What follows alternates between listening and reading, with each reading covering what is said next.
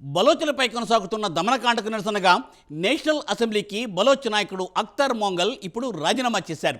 పాకిస్తాన్ చేతుల నుండి బలోచిస్తాన్ జారిపోతోందని పాక్ నాయకులు అంటున్నారు.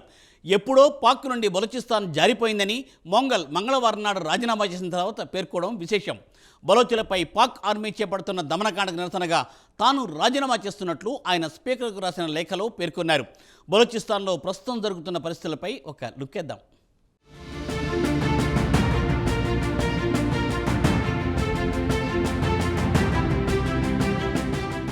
బలోచిస్తాన్ పాకిస్తాన్ చేతి నుంచి ఎప్పుడో జారిపోయిందన్నారు బలోచ్ నాయకుడు అఖ్తర్ మొంగల్. మంగళవారం నాడు ఆయన నేషనల్ అసెంబ్లీకి రాజీనామా చేశారు.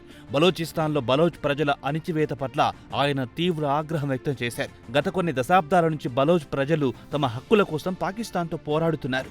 బలోచ్లను పాకిస్తాన్ ఆర్మీ ఉక్కుపాదంతో అణిచివేస్తోంది. ప్రస్తుతం బలోచిస్తాన్లో కొనసాగుతున్న పరిస్థితుల నేపథ్యంలో తాను రాజీనామా చేయాల్సి వచ్చిందని మొంగల్ వివరించారు. పాక్ నేషనల్ అసెంబ్లీలో ఆయన మాట్లాడుతూ బలోచిస్తాన్ను పాక్ ప్రభుత్వం పట్టించుకోవడం లేదు, ప్రతిరోజు తమ ప్రజలపై పాక్ ఆర్మీ అణిచివేత ధోరణి అవలంబిస్తోందన్నారు. తనకు వేరే గత్యంతరం లేక రాజీనామా చేయాల్సి వచ్చిందంటూ మొంగల్ Pakistan national assembly speaker Sardar Ayaz సాదిక్కు రాసిన లేఖలో ప్రస్తావించారు.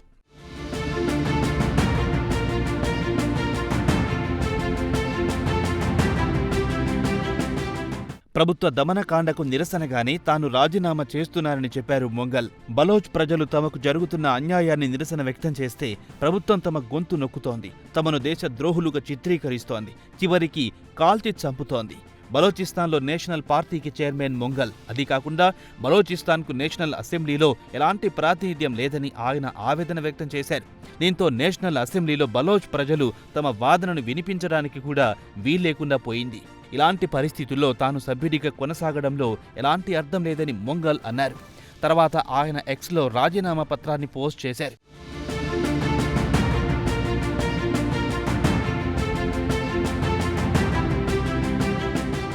ఇక రాజీనామా చేయడం అనేది తన వ్యక్తిగత నిర్ణయమని చెప్పారు. దీంట్లో పార్టీ నాయకత్వం జోక్యం లేదని స్పష్టం చేశారు. ఈ ఏడాది ఫిబ్రవరిలో జరిగిన నేషనల్ అసెంబ్లీ ఎన్నికల్లో ఆయన కుజదార్ NA 256 నుంచి గెలిచారు. ఇక బలోచిస్తాన్ విషయానికొస్తే పాకిస్తాన్లో ఒక మైనార్టీ తెగకు చెందినవారు పాకిస్తాన్ ప్రభుత్వం తన వనరులను దోచుకుంటోంది, ఇక్కడి అభివృద్ధిని పట్టించుకోవడం లేదు, తాము కడు పేదరికంలో మగ్గుతున్నామని ప్రభుత్వంపై తమ అక్కసును వెళ్లగక్కుతున్నారు బలోచ్ ప్రజలు. దీంతో ప్రభుత్వానికి వ్యతిరేకంగా తిరుగుబాటు మొదలయ్యింది. బలోచిస్తాన్ మానవ హక్కుల నాయకులు మహారంగ్ బలోచ్ ఇటీవల కాలంలో పెద్ద ఎత్తున ఉద్యమం చేపడుతున్నారు. దేశంలో తప్పిపోతున్న యువకుల గురించి ఆమె పెద్ద ఉద్యమమే చేపట్టారు.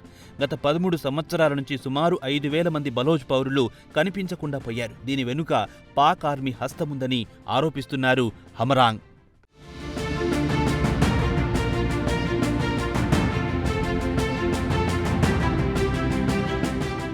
బలోచ్ మిలిటెంట్ గ్రూప్నకు చెందిన బలోచిస్తాన్ లిబరేషన్ ఆర్మీ చాలా చురుకుగా పనిచేస్తోంది. ఇటీవల కాలంలో ఆఫ్ఘనిస్తాన్, పాకిస్తాన్కు మధ్య ఉద్రిక్తలు పెరిగిన తర్వాత BLA పూర్తి యాక్టివేట్ అయ్యింది. గత నెల BLAకు చెందిన పలు మిలిటెంట్ గ్యాంగ్లు పాకిస్తాన్ భద్రతా దళాలకు చెందిన సుమారు 70 మందిని చంపేసిన విషయం తెలిసిందే. కాగా పాకిస్తాన్కు నైరుతిలో ఉన్న బలోచిస్తాన్లో పుష్కలంగా సహజ వనరులున్నాయి. ఇక్కడి భూభాగంలో 44% వరకు సహజ వనరులున్నా ఇక్కడి ప్రజలు మాత్రం కడు పేదరికంలో మగ్గుతున్నారు. ఇక్కడే గ్వదర్ పోర్టు నిర్మాణం జరుగుతోంది. అలాగే చైనా పాకిస్తాన్ ఎకనామిక్ కారిడార్ సిపెక్ నెట్వర్క్తో పాటు ఇన్ఫ్రాస్ట్రక్చర్ ప్రాజెక్టులు కూడా ఇక్కడే కొనసాగుతున్నాయి.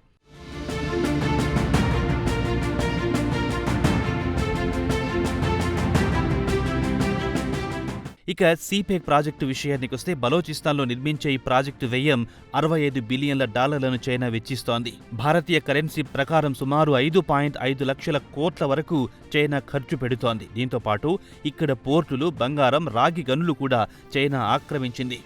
చైనా పెట్టుబడులకు వ్యతిరేకంగా ఇక్కడి ప్రజలు గళం విప్పుతున్నారు. ఈ ఏడాది మార్చిలో 6 వ్యక్తులు ప్రయాణిస్తున్న కారుపై దాడి చేసి 5 చైనీస్ ఉద్యోగులను, ఒక పాకిస్తాన్ డ్రైవర్ను హత్య చేసింది. ఇక్కడి సహజ వనరులను దోచుకుని ఇటు చైనా అటు పాకిస్తాన్ పంచుకుంటున్నాయి తప్ప బలోచ్లకు ఎలాంటి వాటా లేకుండా పోయింది. దీనికి నిరసనగా బలోచ్ ప్రజలు పాక్ ప్రభుత్వానికి వ్యతిరేకంగా గళం విప్పుతున్నారు.